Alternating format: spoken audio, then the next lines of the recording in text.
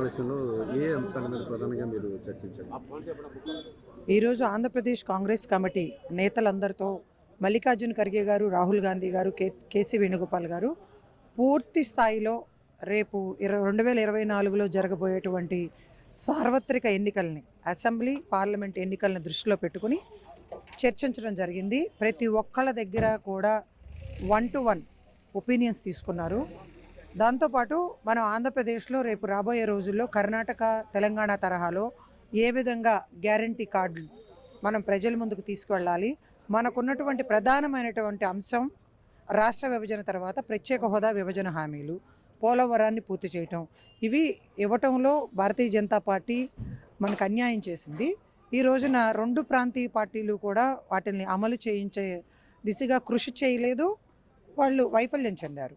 So వీటన్నిటికీ కూడా ప్రజలు కోరుకుంటా ఉన్నారు. ఈ రోజున ప్రత్యేక హోదా వస్తేనే ఆంధ్ర రాష్ట్ర అభివృద్ధి జరుగుతుంది. ముఖ్యంగా యువత ఆ ఉద్యోగ అవకాశాలు లేక చాలా ఇబ్బందులు పడుతున్నారు. ఇతర ప్రాంతాలకు వలస వెళ్ళిపోయేటువంటి పరిస్థితులు, ఇవన్నీ కూడా మా స్టూడెంట్ వింగ్ రాహుల్ గాంధీ గారి దృష్టికి తీసుకురావడం జరిగింది.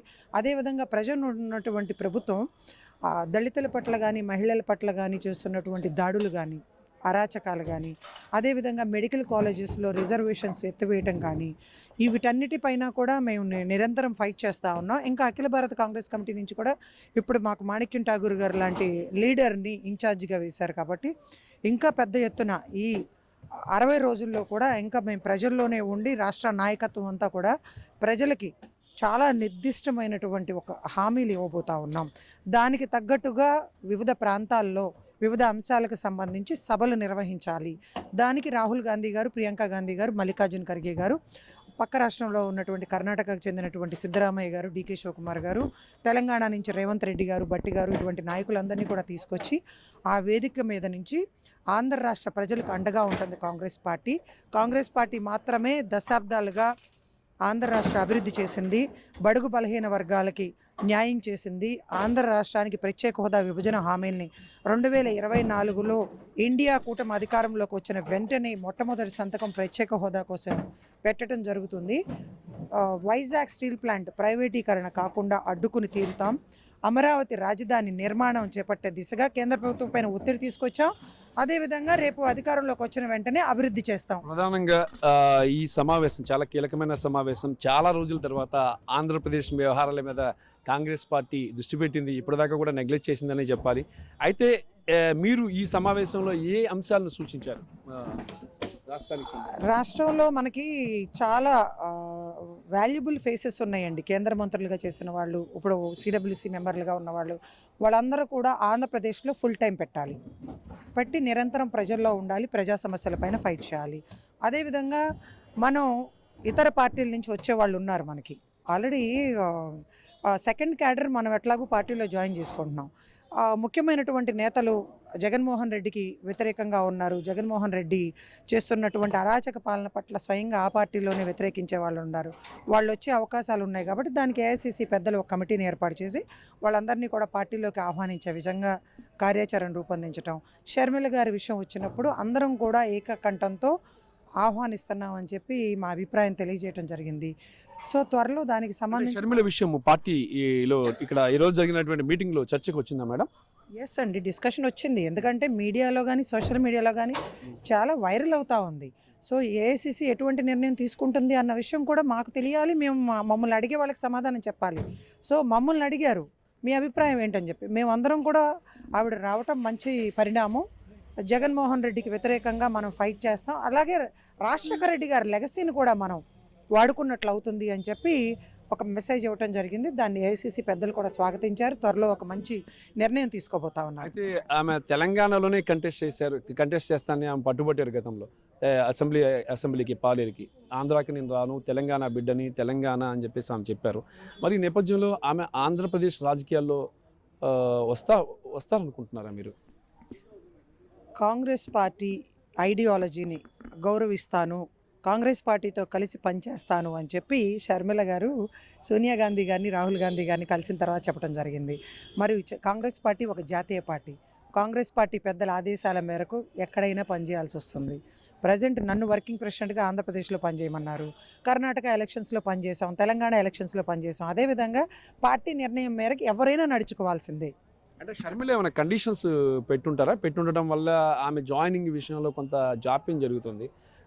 యాక్చువల్గా అయితే ఈ పార్టీకి ఎలక్షన్స్ చూసుకుంటే చాలా తక్కువ సమయం ఉంది ఎన్నికలకి.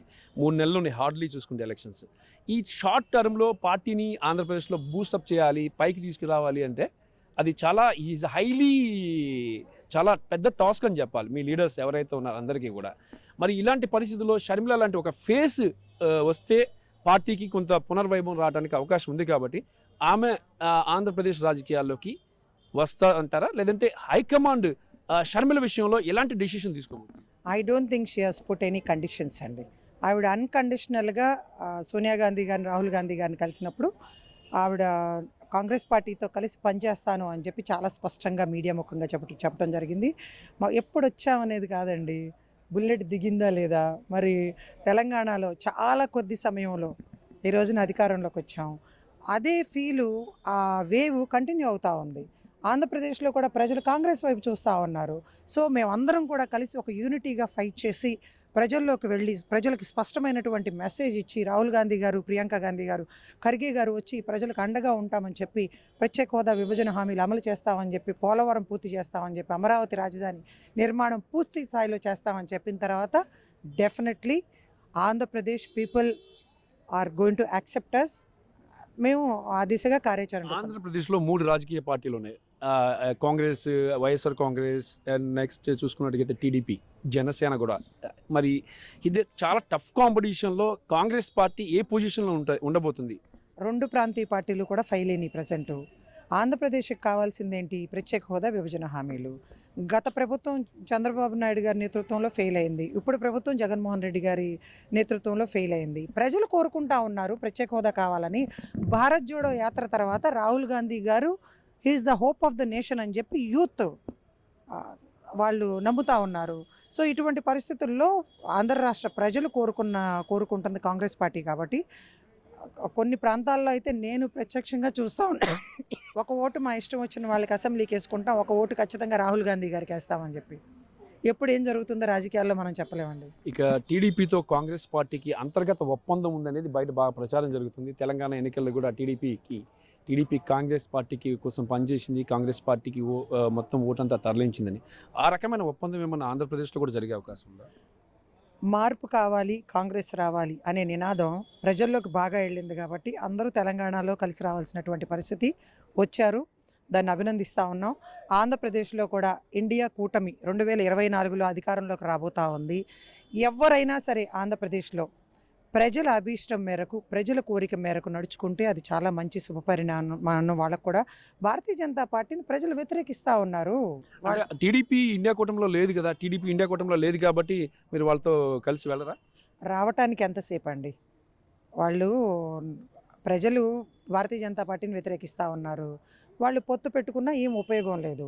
సో అందుకని ఇండియా కూటమి లాంటి అలయన్స్తో కలిస్తే అది ప్రజలకు, రాష్ట్ర అభివృద్ధి కోసం ప్రజలకు ఉపయోగపడుతుందంటే వాళ్ళు మంచి ఆలోచన చేస్తారని అనుకుంటా ఉన్నాం. బీజేపీ కూడా టీడీపీ జనసేనతో కలిసి వెళ్ళాలనుకుంటుంది. మరి అలాంటి సమయంలో కాంగ్రెస్ పార్టీ ఎలా టీడీపీ జనసేనతో మిక్స్ అవుతుంది? దక్షిణ భారతదేశంలో భారతీయ జనతా పార్టీకి మనుగడ లేదు. There is no acceptance at all.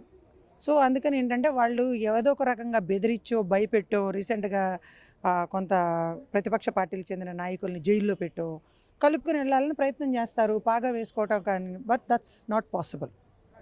ఇక 1% ఉన్న కాంగ్రెస్ పార్టీకి కేవలం 1% ఓటింగ్ ఉన్నటువంటి ఆంధ్రప్రదేశ్లో ఎంత పర్సెంటేజ్ ఓటింగ్ని తీసుకెళ్ళబోతున్నారు పైకి?